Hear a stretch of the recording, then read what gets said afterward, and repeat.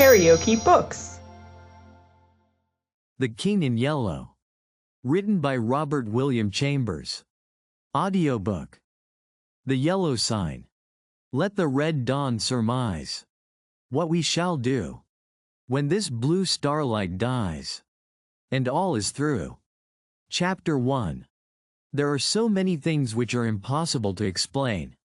Why should certain chords in music make me think of the brown and golden tints of autumn foliage? Why should the Mass of Saint Cecile bend my thoughts wandering among caverns whose walls blaze with ragged masses of virgin silver? What was it in the roar and turmoil of Broadway at 6 o'clock that flashed before my eyes the picture of a still Breton forest where sunlight filtered through spring foliage and Sylvia bent, half curiously, half tenderly, over a small green lizard, murmuring, "To think that this also is a little ward of God." When I first saw the watchman, his back was toward me.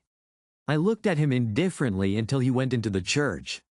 I paid no more attention to him than I had to any other man who lounged through Washington Square that morning, and when I shut my window and turned back into my studio I had forgotten him.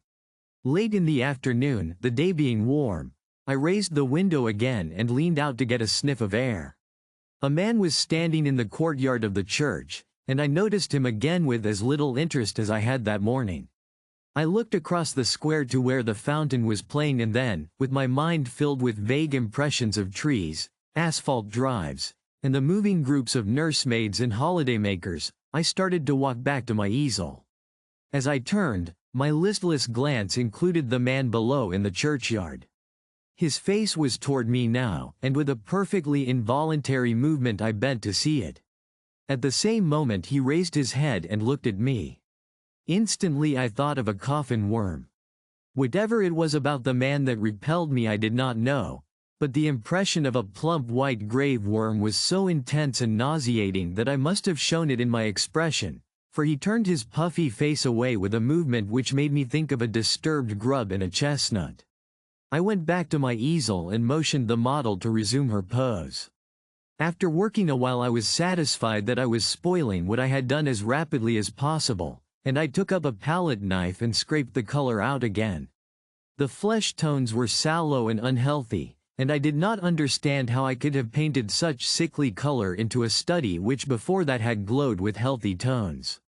I looked at Tessie.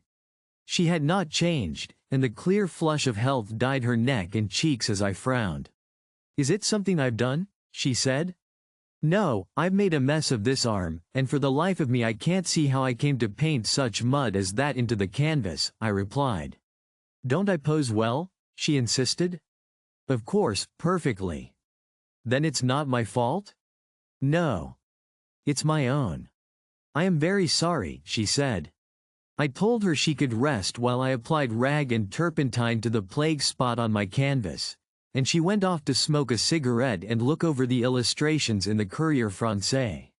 I did not know whether it was something in the turpentine or a defect in the canvas, but the more I scrubbed the more that gangrene seemed to spread. I worked like a beaver to get it out, and yet the disease appeared to creep from limb to limb of the study before me. Alarmed, I strove to arrest it, but now the color on the breast changed and the whole figure seemed to absorb the infection as a sponge soaks up water. Vigorously I plied palette knife, turpentine, and scraper, thinking all the time what a séance I should hold with Duval who had sold me the canvas, but soon I noticed that it was not the canvas which was defective nor yet the colors of Edward. It must be the turpentine, I thought angrily, or else my eyes have become so blurred and confused by the afternoon light that I can't see straight. I called Tessie, the model. She came and leaned over my chair blowing rings of smoke into the air. "What have you been doing to it?" she exclaimed. "Nothing," I growled, "it must be this turpentine." "What a horrible color it is now," she continued. "Do you think my flesh resembles green cheese?" "No, I don't," I said angrily. "Did you ever know me to paint like that before?" "No, indeed." "Well, then. It must be the turpentine or something," she admitted.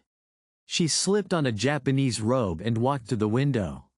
I scraped and rubbed until I was tired, and finally picked up my brushes and hurled them through the canvas with a forcible expression, the tone alone of which reached Tessie's ears. Nevertheless, she promptly began. "That's it. Swear and act silly and ruin your brushes. You have been 3 weeks on that study, and now look. What's the good of ripping the canvas? What creatures artists are." I felt about as much ashamed as I usually did after such an outbreak, and I turned the ruined canvas to the wall. Tessie helped me clean my brushes, and then danced away to dress. From the screen she regaled me with bits of advice concerning whole or partial loss of temper, until, thinking, perhaps, I had been tormented sufficiently, she came out to implore me to button her waist where she could not reach it on the shoulder. "Everything went wrong from the time you came back from the window and talked about that horrid-looking man you saw in the churchyard," she announced. "Yes, he probably bewitched the picture," I said, yawning. I looked at my watch. "It's after 6, I know," said Tessie, adjusting her hat before the mirror. "Yes," I replied, "I didn't mean to keep you so long." I leaned out of the window but recoiled with disgust, for the young man with the pasty face stood below in the churchyard. Tessie saw my gesture of disapproval and leaned from the window. "Is that the man you don't like?" she whispered. I nodded.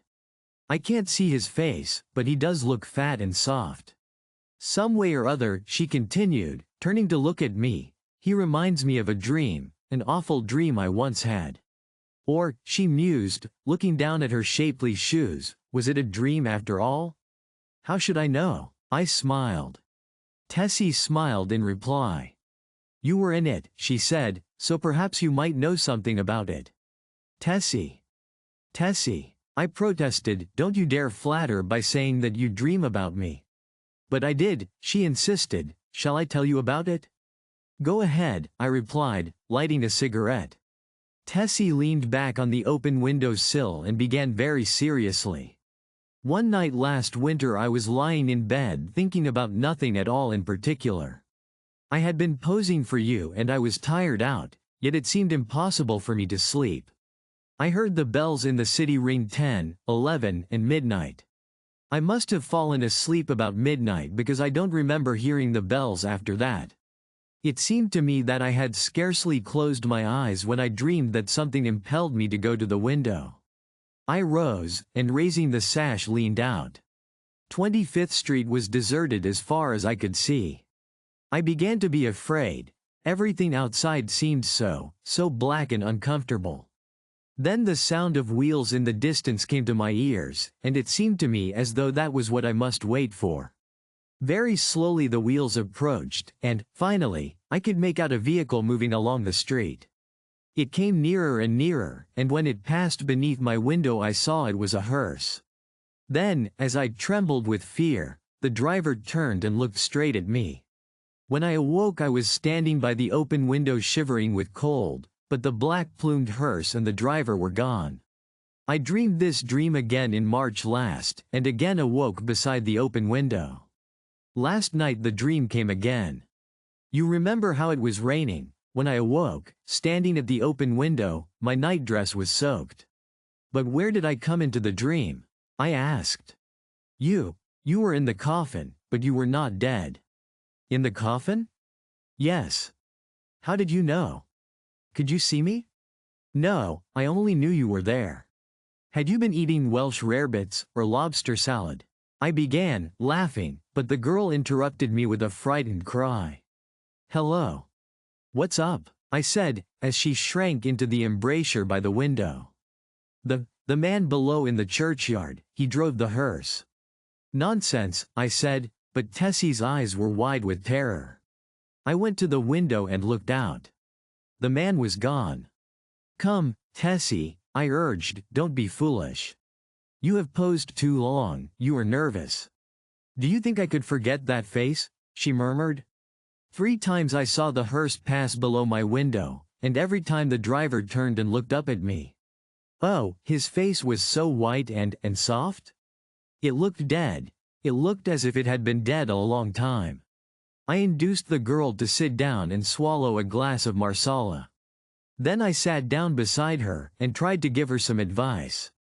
Look here, Tessie, I said, you go to the country for a week or two, and you'll have no more dreams about hearses. You pose all day, and when night comes your nerves are upset. You can't keep this up. Then again, instead of going to bed when your day's work is done, you run off to picnics at Sulzer's Park, or go to the El Dorado or Coney Island, and when you come down here next morning you are fagged out. There was no real hearse. There was a soft shell crab dream. She smiled faintly. What about the man in the churchyard? Oh, he's only an ordinary unhealthy, everyday creature. As true as my name is Tessie Reardon, I swear to you, Mr. Scott, that the face of the man below in the churchyard is the face of the man who drove the hearse. What of it? I said. It's an honest trade. Then you think I did see the hearse? Oh, I said diplomatically, if you really did, it might not be unlikely that the man below drove it. There is nothing in that. Tessie rose, unrolled her scented handkerchief, and taking a bit of gum from a knot in the hem, placed it in her mouth. Then drawing on her gloves she offered me her hand, with a frank, "Good night, Mr. Scott," and walked out.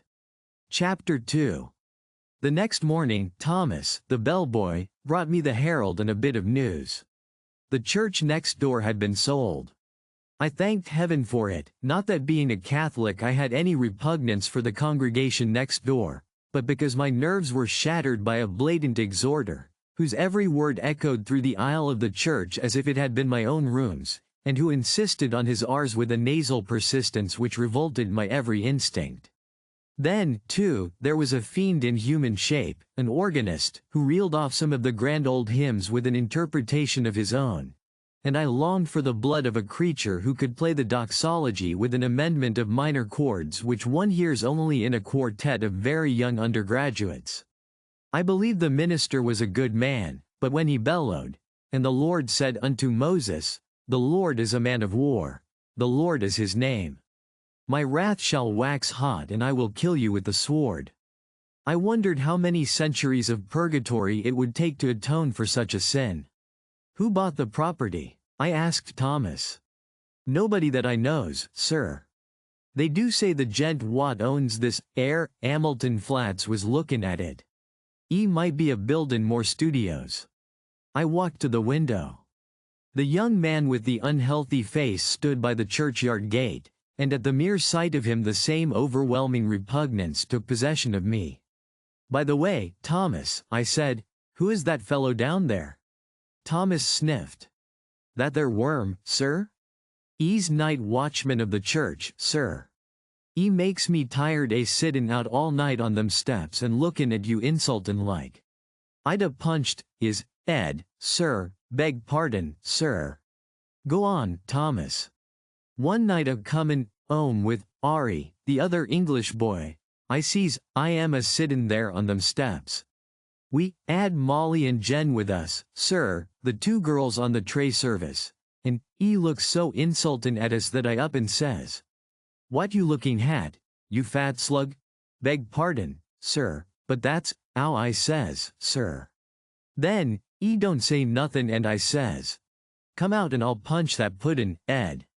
Then I hopens the gate and goes in, but E don't say nothin', only looks insultin' like.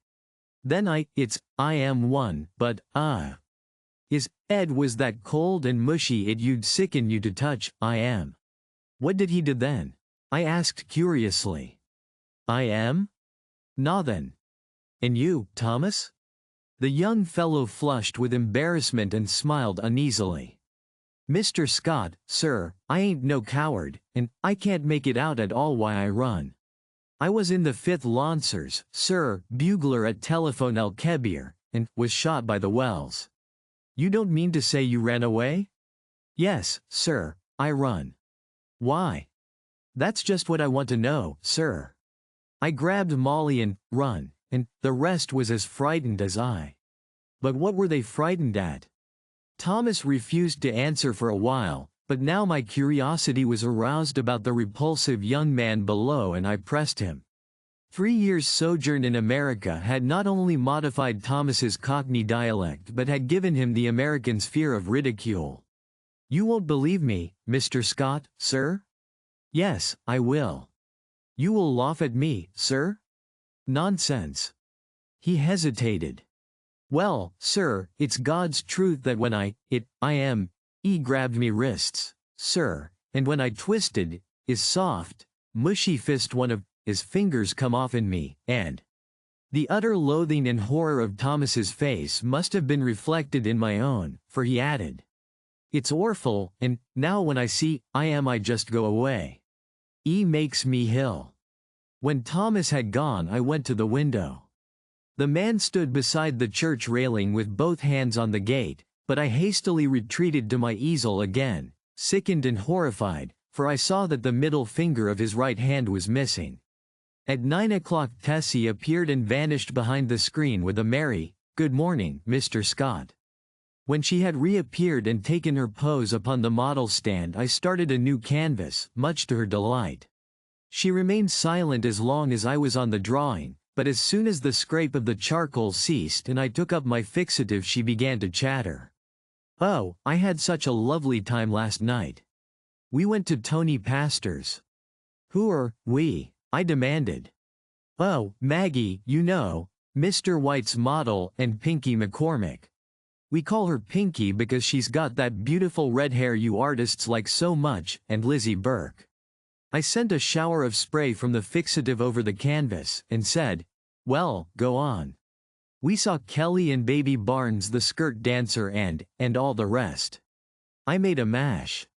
"Then you have gone back on me, Tessie?" She laughed and shook her head. "He's Lizzie Burke's brother, Ed. He's a perfect gentleman." I felt constrained to give her some parental advice concerning mashing, which she took with a bright smile. "Oh, I can take care of a strange mash," she said, examining her chewing gum, "but Ed is different. Lizzie is my best friend." Then she related how Ed had come back from the stocking mill in Lowell, Massachusetts, to find her and Lizzie grown up, and what an accomplished young man he was, and how he thought nothing of squandering $50 for ice cream and oysters to celebrate his entry as clerk into the woolen department of Macy's. Before she finished I began to paint, and she resumed the pose, smiling and chattering like a sparrow. By noon I had the study fairly well rubbed in and Tessie came to look at it. "That's better," she said.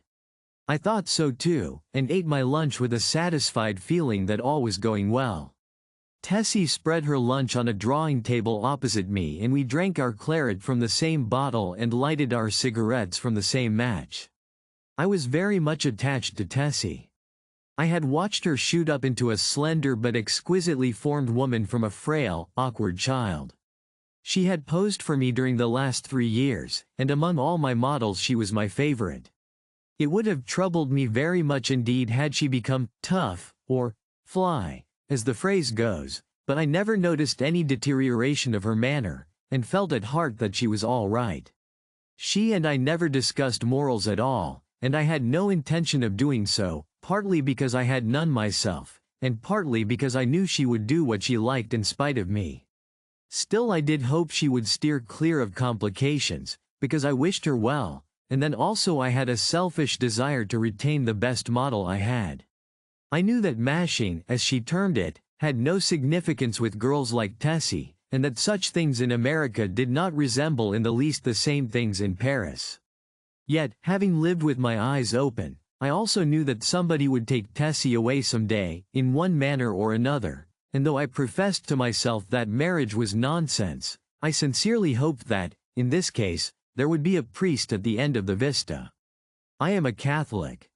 When I listen to High Mass, when I sign myself, I feel that everything, including myself, is more cheerful, and when I confess, it does me good.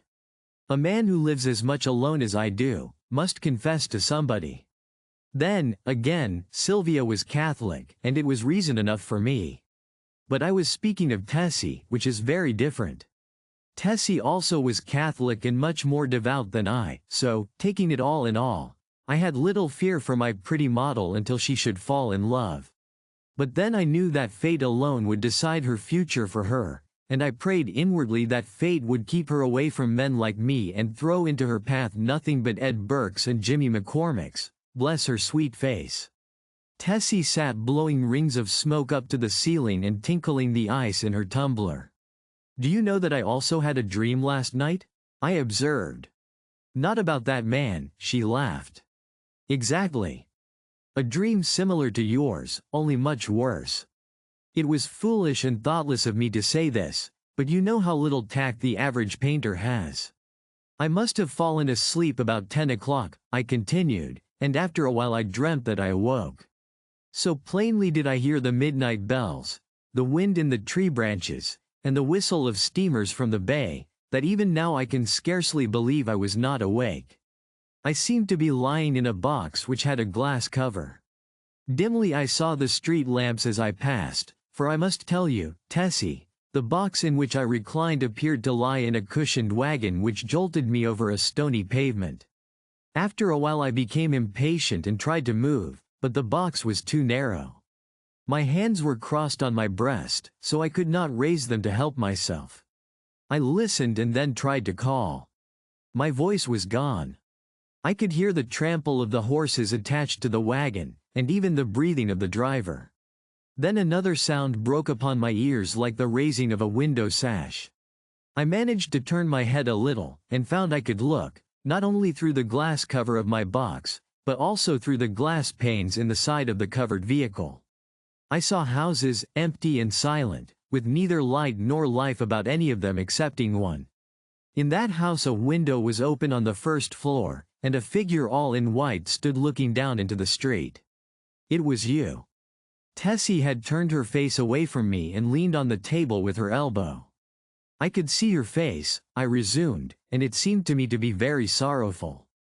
Then we passed on and turned into a narrow black lane. Presently the horses stopped. I waited and waited, closing my eyes with fear and impatience, but all was silent as the grave. After what seemed to me hours, I began to feel uncomfortable. A sense that somebody was close to me made me unclose my eyes. Then I saw the white face of the hearse driver looking at me through the coffin lid. A sob from Tessie interrupted me. She was trembling like a leaf. I saw I had made an ass of myself and attempted to repair the damage. "Why, Tess," I said, "I only told you this to show you what influence your story might have on another person's dreams. You don't suppose I really lay in a coffin, do you? What are you trembling for? Don't you see that your dream and my unreasonable dislike for that inoffensive watchman of the church simply set my brain working as soon as I fell asleep?" She laid her head between her arms, and sobbed as if her heart would break. What a precious triple donkey I had made of myself. But I was about to break my record. I went over and put my arm about her. "Tessie dear, forgive me," I said. "I had no business to frighten you with such nonsense. You are too sensible a girl, too good a Catholic to believe in dreams." Her hand tightened on mine and her head fell back upon my shoulder, but she still trembled and I petted her and comforted her. "Come, Tess, open your eyes and smile." Her eyes opened with a slow languid movement and met mine, but their expression was so queer that I hastened to reassure her again. "It's all humbug, Tessie. You surely are not afraid that any harm will come to you because of that?" "No," she said, but her scarlet lips quivered. "Then, what's the matter? Are you afraid?" "Yes." "Not for myself." "For me, then?" I demanded gaily. "For you," she murmured in a voice almost inaudible. I care for you." At first I started to laugh, but when I understood her, a shock passed through me, and I sat like one turned to stone. This was the crowning bit of idiocy I had committed.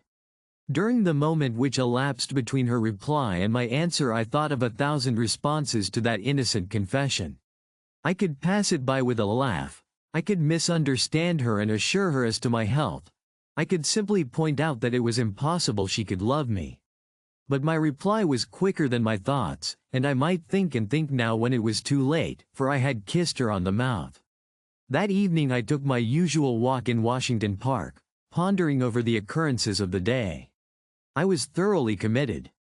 There was no back out now, and I stared the future straight in the face. I was not good, not even scrupulous, but I had no idea of deceiving either myself or Tessie. The one passion of my life lay buried in the sunlit forests of Brittany. Was it buried forever? Hope cried, no. For 3 years I had been listening to the voice of hope, and for 3 years I had waited for a footstep on my threshold. Had Sylvia forgotten? No, cried Hope. I said that I was no good. That is true, but still I was not exactly a comic opera villain.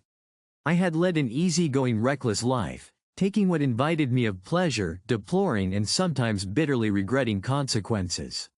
In one thing alone, except my painting, was I serious, and that was something which lay hidden if not lost in the Breton forests. It was too late for me to regret what had occurred during the day. Whatever it had been, pity, a sudden tenderness for sorrow, or the more brutal instinct of gratified vanity, it was all the same now, and unless I wished to bruise an innocent heart, my path lay marked before me. The fire and strength, the depth of passion of a love which I had never even suspected, with all my imagined experience in the world, left me no alternative but to respond or send her away. Whether because I am so cowardly about giving pain to others, or whether it was that I have little of the gloomy Puritan in me, I do not know, but I shrank from disclaiming responsibility for that thoughtless kiss, and in fact had no time to do so before the gates of her heart opened and the flood poured forth. Others who habitually do their duty and find a sullen satisfaction in making themselves and everybody else unhappy, might have withstood it. I did not. I dared not. After the storm had abated I did tell her that she might better have loved Ed Burke and worn a plain gold ring, but she would not hear of it, and I thought perhaps as long as she had decided to love somebody she could not marry, it had better be me. I, at least, could treat her with an intelligent affection, and whenever she became tired of her infatuation she could go none the worse for it. For I was decided on that point although I knew how hard it would be. I remembered the usual termination of platonic liaisons, and thought how disgusted I had been whenever I heard of one. I knew I was undertaking a great deal for so unscrupulous a man as I was, and I dreamed the future, but never for one moment did I doubt that she was safe with me. Had it been anybody but Tessie I should not have bothered my head about scruples. For it did not occur to me to sacrifice Tessie as I would have sacrificed a woman of the world.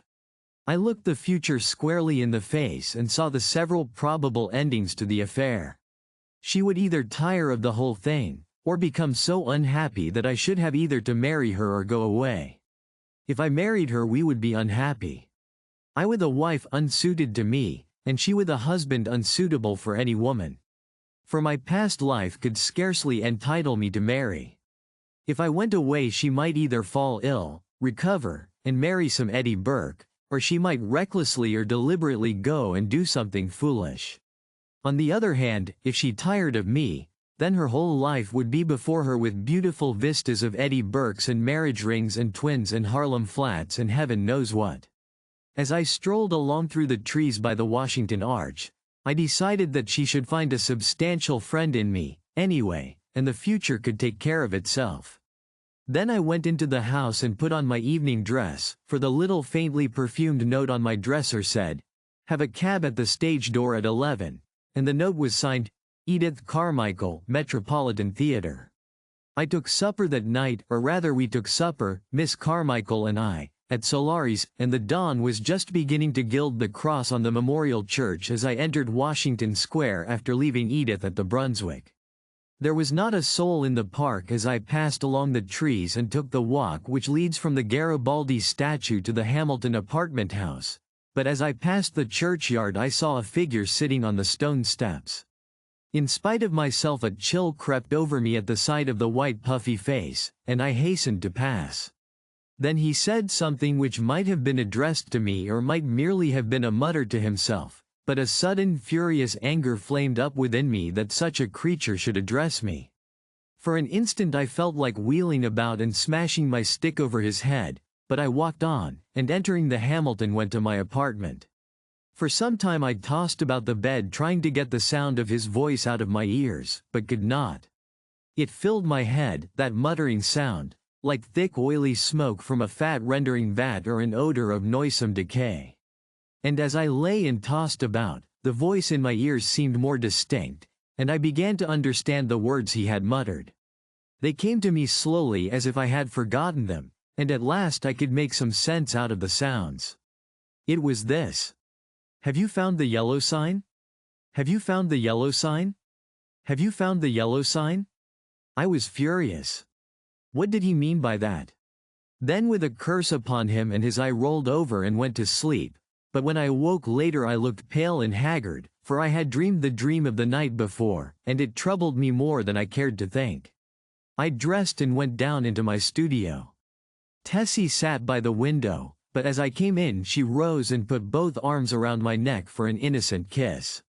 She looked so sweet and dainty that I kissed her again and then sat down before the easel. "Hello. Where's the study I began yesterday?" I asked. Tessie looked conscious, but did not answer. I began to hunt among the piles of canvases, saying, "Hurry up, Tess, and get ready. We must take advantage of the morning light." When at last I gave up the search among the other canvases and turned to look around the room for the missing study, I noticed Tessie standing by the screen with her clothes still on. "What's the matter?" I asked. "Don't you feel well?" "Yes." "Then hurry. Do you want me to pose as I have always posed?" Then I understood. Here was a new complication. I had lost, of course, the best nude model I had ever seen. I looked at Tessie. Her face was scarlet. Alas! Alas! We had eaten of the tree of knowledge, and Eden and native innocence were dreams of the past. I mean for her. I suppose she noticed the disappointment on my face, for she said, "I will pose if you wish.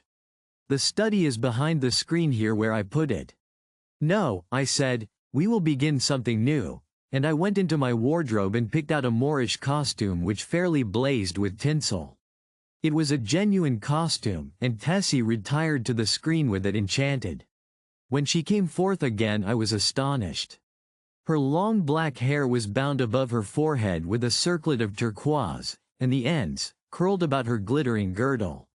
Her feet were encased in the embroidered pointed slippers, and the skirt of her costume, curiously wrought with arabesques in silver, fell to her ankles. The deep metallic blue vest embroidered with silver and the short Moresque jacket spangled and sewn with turquoise became her wonderfully. She came up to me and held up her face smiling. I slipped my hand into my pocket, and drawing out a gold chain with a cross attached, dropped it over her head. "It's yours, Tessie." "Mine?" she faltered. "Yours. Now go and pose." Then with a radiant smile she ran behind the screen and presently reappeared with a little box on which was written my name. "I had intended to give it to you when I went home tonight," she said, "but I can't wait now." I opened the box. On the pink cotton inside lay a clasp of black onyx, on which was inlaid a curious symbol or letter in gold. It was neither Arabic nor Chinese, nor, as I found afterwards, did it belong to any human script. "It's all I had to give you for a keepsake," she said timidly. I was annoyed, but I told her how much I should prize it, and promised to wear it always. She fastened it on my coat beneath the lapel. "How foolish, Tess, to go and buy me such a beautiful thing as this," I said. "I did not buy it," she laughed. "Where did you get it?" Then she told me how she had found it one day while coming from the aquarium in the Battery, how she had advertised it and watched the papers, but at last gave up all hopes of finding the owner. "That was last winter," she said, "the very day I had the first horrid dream about the hearse."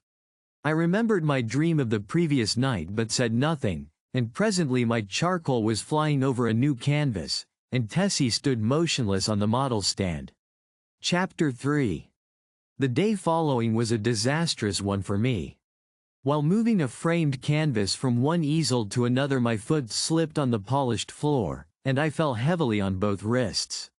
They were so badly sprained that it was useless to attempt to hold a brush, and I was obliged to wander about the studio, glaring at unfinished drawings and sketches, until despair seized me and I sat down to smoke and twiddle my thumbs with rage.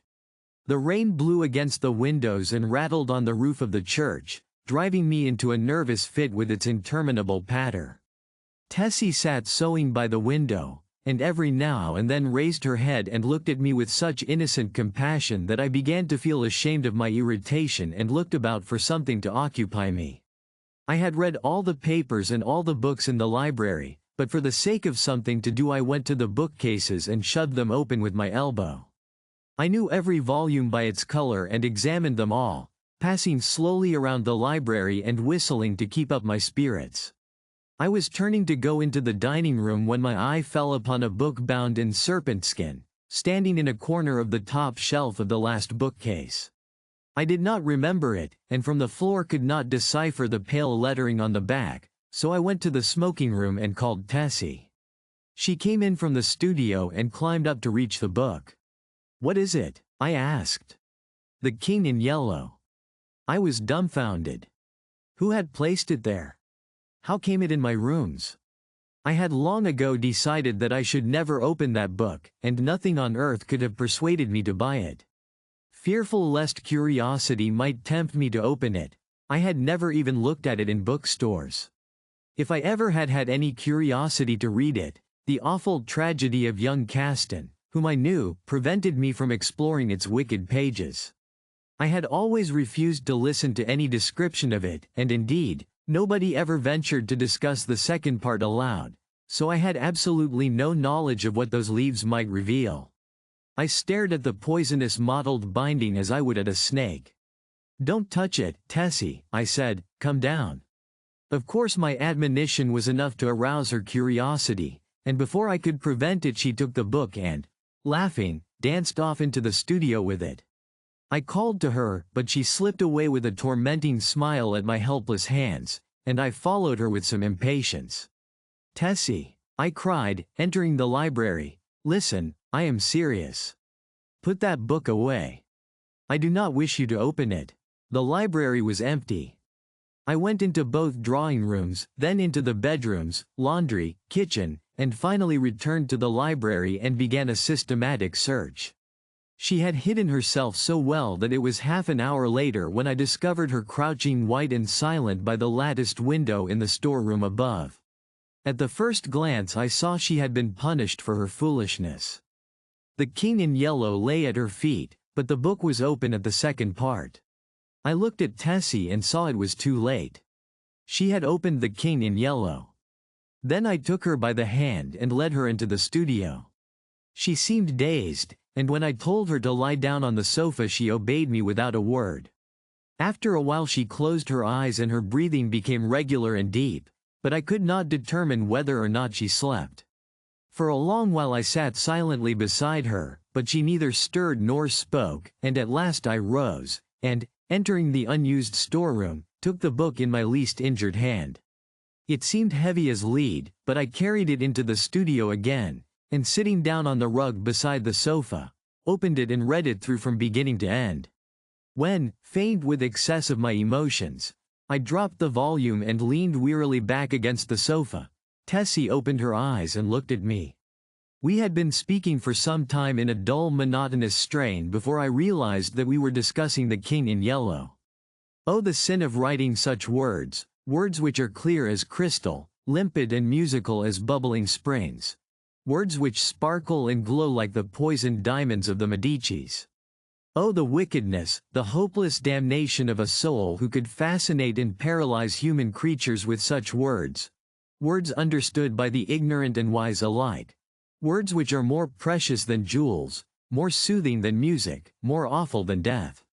We talked on, unmindful of the gathering shadows, and she was begging me to throw away the clasp of black onyx quaintly inlaid with what we now knew to be the yellow sign. I never shall know why I refused, though even at this hour, here in my bedroom as I write this confession, I should be glad to know what it was that prevented me from tearing the yellow sign from my breast and casting it into the fire. I am sure I wished to do so, and yet Tessie pleaded with me in vain. Night fell and the hours dragged on, but still we murmured to each other of the king and the pallid mask, and midnight sounded from the misty spires in the fog-wrapped city. We spoke of Hastur and of Cassilda, while outside the fog rolled against the blank window panes as the cloud waves roll and break on the shores of Halley. The house was very silent now, and not a sound came up from the misty streets. Tessie lay among the cushions, her face a gray blot in the gloom, but her hands were clasped in mine, and I knew that she knew and read my thoughts as I read hers, for we had understood the mystery of the Hyades and the phantom of truth was laid. Then as we answered each other, swiftly, silently, thought on thought, the shadows stirred in the gloom about us, and far in the distant streets we heard a sound. Nearer and nearer it came, the dull crunching of wheels, nearer and yet nearer, and now, outside before the door it ceased, and I dragged myself to the window and saw a black-plumed hearse. The gate below opened and shut, and I crept shaking to my door and bolted it, but I knew no bolts, no locks, could keep that creature out who was coming for the yellow sign. And now I heard him moving very softly along the hall. Now he was at the door, and the bolts rotted at his touch. Now he had entered. With eyes starting from my head I peered into the darkness, but when he came into the room I did not see him. It was only when I felt him envelope me in his cold soft grasp that I cried out and struggled with deadly fury, but my hands were useless and he tore the onyx clasp from my coat and struck me full in the face. Then, as I fell, I heard Tessie's soft cry and her spirit fled. And even while falling I longed to follow her, for I knew that the king in yellow had opened his tattered mantle and there was only God to cry to now. I could tell more, but I cannot see what help it will be to the world. As for me, I am past human help or hope. As I lie here, writing, careless even whether or not I die before I finish, I can see the doctor gathering up his powders and phials with a vague gesture to the good priest beside me, which I understand. They will be very curious to know the tragedy. They of the outside world who write books and print millions of newspapers, but I shall write no more, and the Father Confessor will seal my last words with the seal of sanctity when his holy office is done.